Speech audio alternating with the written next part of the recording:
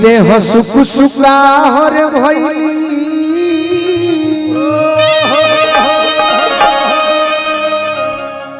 अबलोर पूरा गिरला से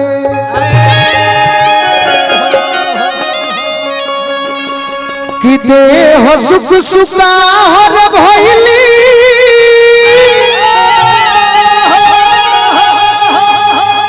अबलोर पूरा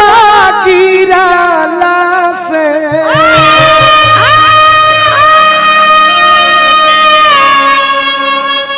काजरा भइल बा चिप चिपा होए बोलो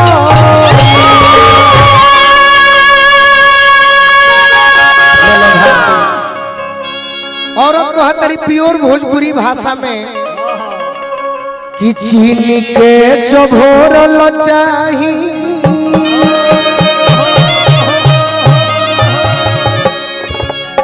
तो पियला पर खट्टा हर लागे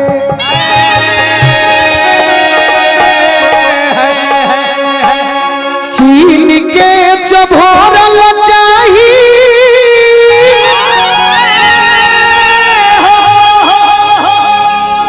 तब पियला पर खाता हर लागे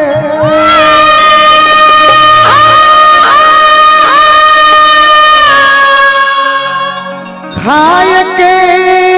न करता हिबा होए बोला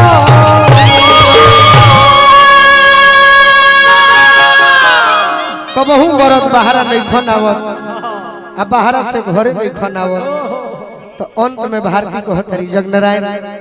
भैया की ओर से पुरस्कार मिला भारती को हतरी कि होई गौआ नगरिया के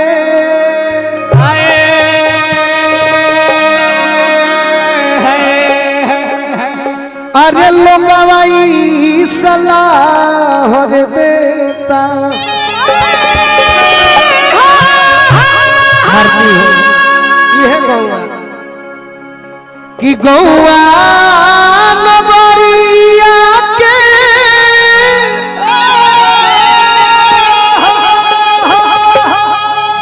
देखो भोजपुरी कैसे कहा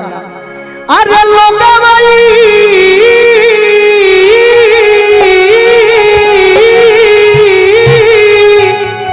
अरे सलाह रे देता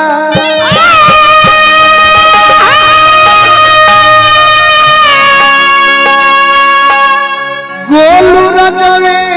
हेने आवा लगे कि गौआ नगरिया के अरे लोगवाई सलाह रे देता भारती जनतर काल को हता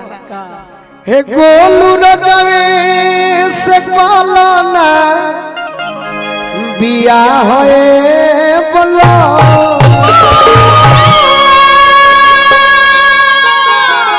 प्योर विदेशिया के धुन हो बड़े भैया के हमरा पुरस्कार मिलल बाकी लय उहे लागल कम से कम 1949 ईस्वी होला 1949 ईस्वी होला।